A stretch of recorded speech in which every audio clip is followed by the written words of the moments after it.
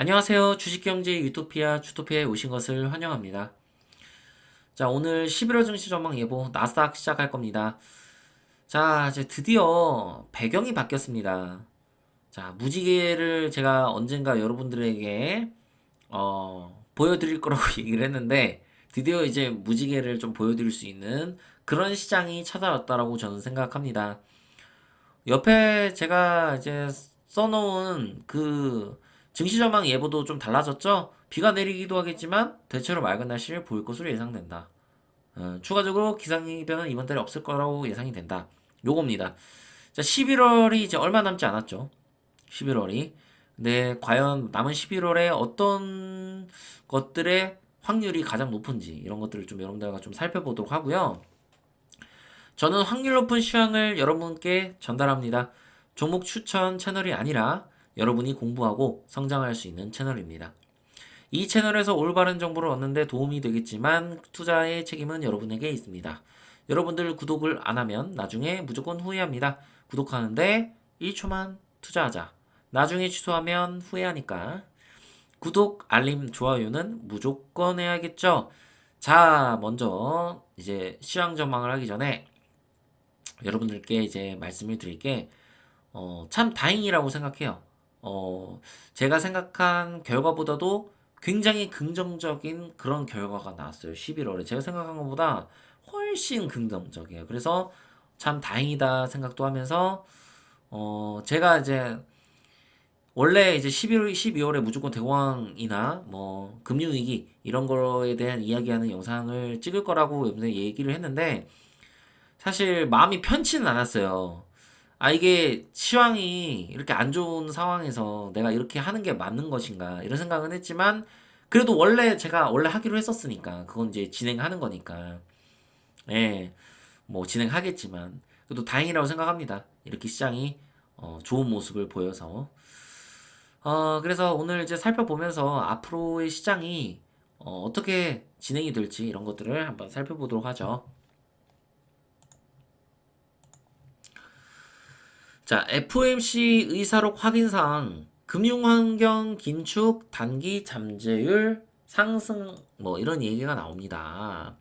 여러분, 어, FOMC 의사록이 오늘 4시, 오늘이 아니라 내일 4시에 있어요. 한국 시간으로 내일 오전 4시에, 이게 발표가 됩니다.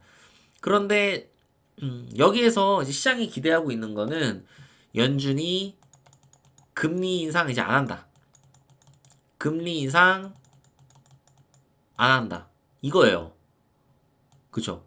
금리 인상 이제 할 필요 없어. 이제 골디락스다.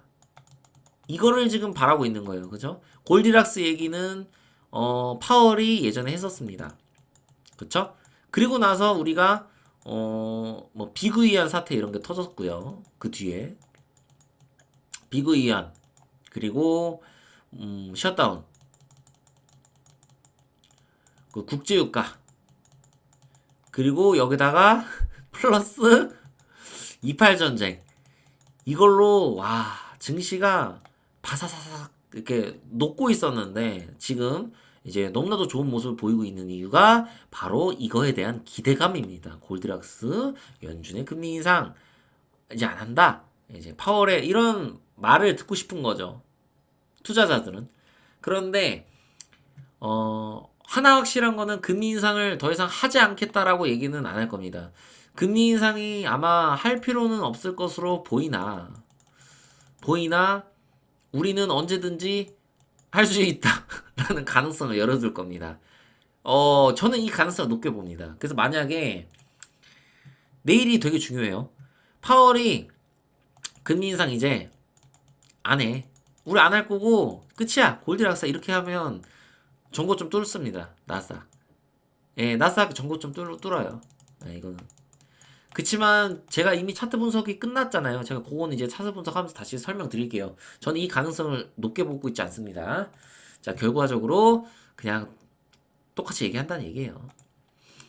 자, 커지는 미 연착륙 기대감, 월가소도 주식 더 사라. 여러분들한테 항상 말씀드리죠.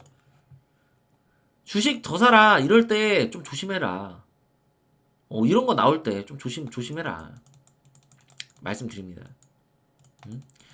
그렇다고 지금 뭐 하락이 나온다고 이게 폭락으로 보고 그러면 안 돼요.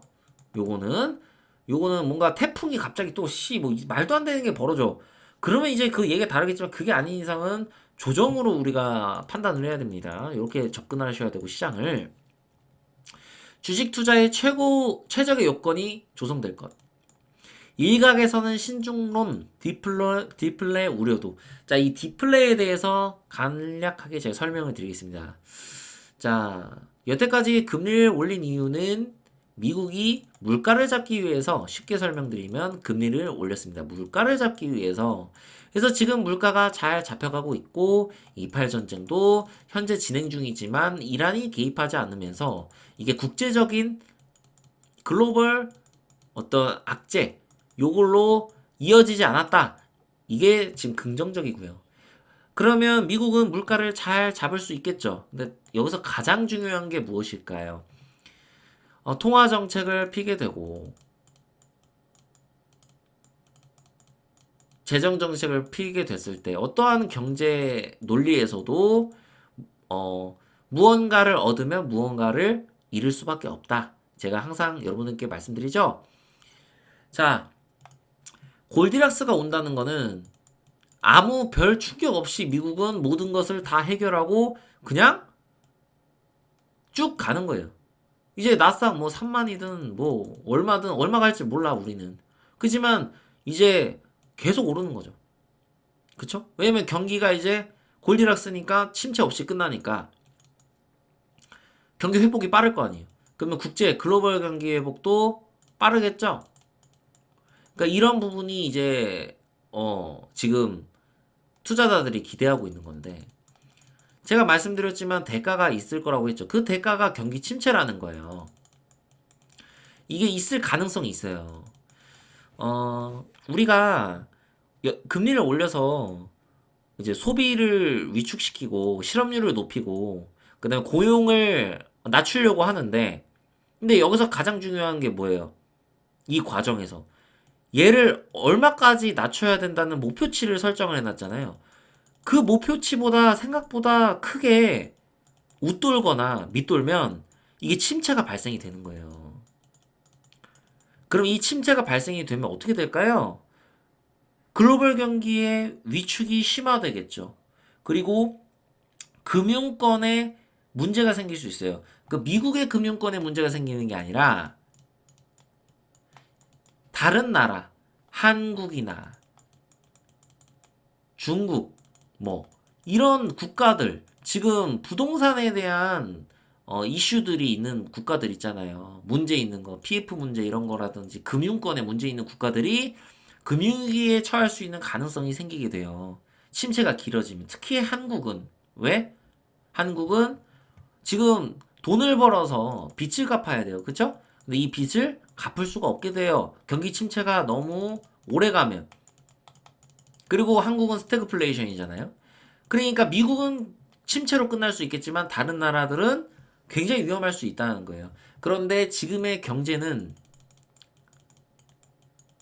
전 세계가 네트워크처럼 연결되어 있기 때문에 만약에 다른 국가가 조금 안 좋게 되면 미국도 경기 침체가 좀 더 길어질 수 있는 거예요. 그래서 우리가 경기 침체가 항상 올 수 있겠다 이런 생각은 해야 됩니다. 미국이 무조건 골디락스가 온다 이건 아니에요. 이러려면 이러면 이제 파월이 이제 사실 뭐 노벨상도 받고 그렇게 하겠지만 나스닥 증시의 차트가 그걸 보여줘야 돼요. 아, 확실하게 골드락스구나. 아직 그걸 보여주지는 못한 상태입니다. 그래서 여기까지만 여러분들이 이해하시고 넘어가시면 될 것 같아요. 항상 경제는 무언가 얻으면 무언가 잃는다. 물가를 잡았으니까 반대로 경기 침체는 올 수밖에 없다. 왜? 강제로 막았으니까. 강제로 스태그플레이션을 막았으니까. 이렇게 이해하시면 될 것 같습니다. 자, 그래서 차트 한번 보고 넘어가겠습니다. 이거는 이제 WTI 유가 선물 차트인데요. 월봉상 이렇게 꼬리를 다는 모습을 보여줍니다. 밑꼬리. 여러분께 말씀을 드렸지만 유가의 상승폭은 앞으로 제한적일 수 있겠지만 고유가 시대는 쉽게 끝나지 않을 거다라고 여러분들에게 설명드립니다. 만약에 여러분 고유가의 시대가 그냥 끝나게 되잖아요. 자, 여러분들은 이렇게 이해하시는 분들이 있을 거예요. 유가가 이렇게까지 떨어지면 엄청 좋은 거 아니야? 그러면 한국은 이제 한국은 금융위기 없을 거야. 이거는 조금 잘못된 게 두 가지 관점에서 우리가 생각을 해야 됩니다. 유가가 경기 침체로 폭락을 하면 안 돼. 이거 좋아하면 안 돼. 이게 봐봐요. 경기 침체가 와서 폭락한다는 게 어떤 얘기예요? 야, 오죽하 얼마나 수요가 줄었으면 유가가 이렇게 떨어질까? 그 얘기는 뭐야? 기업들이 돈을 못 벌고 있다는 얘기예요. 한국이 스태그플레이션에 대한 위기는 벗어나겠지만 이게 이렇게 떨어지면 장기 경기 침체 여기에 놓일 수 있어요. 장기 경기 침체에 놓이면 어떻게 될까요? 한국의 신용등급은 강등될 겁니다. 그쵸? 한국의 신용등급이 강등된다는 것은 여러분들에게 아주 큰 악재라고 설명해 드렸습니다. 그쵸? 그러니까 이건 한국에 좋은 게 아니에요.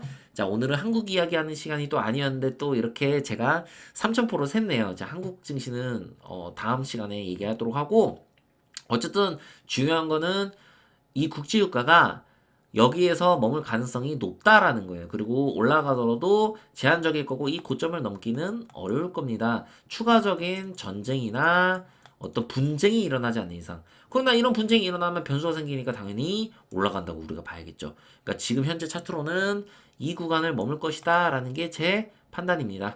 자, 이렇게 접근하시고 끝내시면 될 것 같고 자, 나스닥 선물 차트 한번 보겠습니다.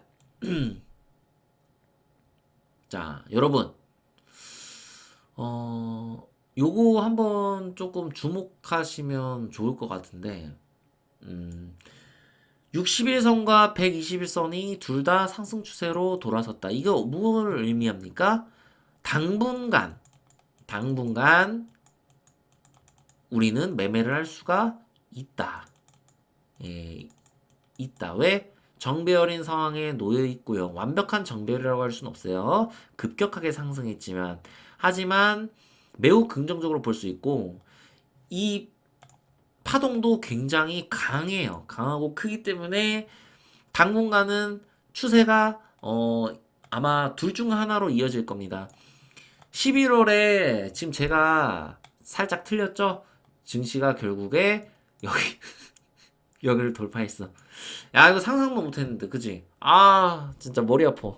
하지만 중요한 건 머리 아플 게 아니라 굉장히 좋은 거예요. 이거는 여기를 돌파하지 못하고 내렸으면 와 진짜 애매했을 거야. 이거는 짜증나네 이랬을 텐데 얘를 돌파하고 이제 눌림이 나올 거라고 저는 보고 있어요. 이거는 제가 안 바꾸잖아. 끝까지 안 바꿔. 왜? 11월에 결국에 이 저항을 한 번에 돌파할 수는 없을 것이다. 이거는 저는 바뀌지 않습니다. 그래서 얘가 11월에 남은 기간 동안 저는 조정을 받을 것이다 라고 판단을 하고 있고요. 11월이 뭐 예를 들어서 조정이 나온다 해도 여러분 파동은 원래 이렇게 움직이잖아요. 그러니까 이거는 정상적인 거야. 그러니까 여러분들한테 주식을 뭐 해도 된다 뭐 이렇게 말씀은 드리지만 이런 자리에서 굳이 매매를 하는 것보다는 저는 눌렸을 때 여유롭게 이런데 이평선도 있고 손절 라인도 짧고 그러니까 이런 구간에서 여러분들이 매매를 하시면 마음도 편하고 여러분들이 좋단 말이야. 이렇게 내가 시장을 대응하기가 좋아. 그래서 얘가 물론 11월에 이렇게 갖고 간다면 제 전망은 완벽하게 틀릴 겁니다. 사실 코스피 코스닥은 맞췄지만 이제 나스닥은 못 맞추게 되는 거죠.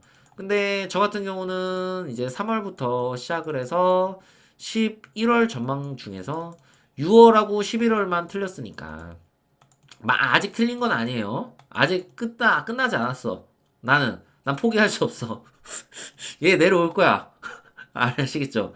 그러니까 내려와도 이렇게 찔끔 내려오는 건 이런 건 내가 틀린 거고 이거 강세였잖아. 그랬으면 아마 요런 식으로 해서 저는 좀 11월 말에는 요런 흐름이 나오지 않을까 이렇게 보고 있습니다. 아시겠죠? 그래서 요렇게 예상을 하고 있고 어쨌든 지금 이 추세를 죽지 않는 이상 우리는 매매를 할 수 있는 거고 이런 파동에서 공략을 해야겠죠. 제가 쉽게 또 설명을 드리면 앞선 파동이 있죠. 이런 식으로. 근데 이거는 우리가 하락 추세의 파동이었습니다. 결과적으로. 그쵸? 근데 지금은 이걸 하락 추세로 파동을 보지 마시고 일단은 이 지금 상황에서는 모든 악재가 해소가 된 상황이잖아. 그러니까 얘가 내렸을 때 공략을 하고 올랐을 때 파는 전략으로 여러분들이 가시면 분명히 좋은 성과가 있을 거고 앞으로의 시장을 보실 때 제가 앞서 경제에 대한 이야기를 말씀드렸잖아요. 무조건 골디락스로 일단 보지는 말자. 첫째, 무조건 골드락스 보지 말자. 두 번째, 경기 침체가 올 수 있다는 가능성을 열어둘 것. 여러분이 투자하시면서. 자, 셋째, 너무 상상력을 풍부하게 생각하셔서 미국이 대공황이 올 거다. 이런 생각은 하지 마셨으면 좋겠어요. 절대 하지 말라. 이렇게 접근하기에는 이미 차트가 보세요. 제가 이 파동이 크기 때문에 쉽게 죽지 않을 거라고 얘기를 옛날부터 드렸고 이게 죽어서 이렇게 해서 이렇게 하더라도 언젠가 반등이 나올 거라 얘기했는데 물론 이렇게 나올 거라 생각 못했죠. 중요한 건 이렇게 나왔다는 얘기는 와 이거 거의 90도의 각도 아닙니까? 이거 미쳤네요. 거의 와 어쨌든 엄청나게 강한 수급이 살아있다. 엄청난 매수세. 이런 것들을 우리가 엿볼 수 있어요. 그러니까 이 파동은 쉽게 죽지 않는 겁니다. 그러니까 여러분들이 대공황을 생각하시면 안 돼. 지금 보이는 거. 일단 경기 침체라는 게 보이기 때문에 경기 침체가 오면 어떻게 돼요? 여러분 질문 드리겠습니다. 경기 침체가 오면 증시가 조정일까요? 폭락일까요? 여러분들 생각 다 하셨습니까? 답은 폭락이에요. 경기 침체가 오면 폭락입니다. 왜일까요? 여기 있는 이 상승에 대한 거는 무슨 기대감이죠? 미국의 금리 인하 기대감. 선반영된 거예요. 그죠? 맞습니까? 근데 미국은 금리 인하를 하지 않았습니다. 이제 내년에 금리 인하를 한다고 얘기를 하는데 이제는 내년 6월 안에 할 거래. 연준은 아직 얘기도 하지 않았는데 시장은 먼저 바라보고 있어요. 시장은 선반영을 하잖아요. 그런데 이 과정에서 투자자들이 개인 투자자들 특히 고려하지 않은 게 뭐예요? 경기 침체예요. 그러니 경기 침체가 왔을 때는 실질적으로 경기 침체가 왔다. 이건 골디락스고 나발효관의 끝이다 하면 얘는 이 전저점을 이탈할 가능성이 존재를 하는 겁니다. 하지만 반대로 우리 과하게 생각하지 말자고 했죠. 여기 저점은 이탈할 가능성이 생기겠지만 여기 저점을 이탈할 가능성은 우리가 일단 낮다라고 생각해야 됩니다. 낮다. 매우 낮다. 매우. 그 이유는 여러분 미국이 경기 침체가 온다고 해서 이것이 대공황은 아니에요.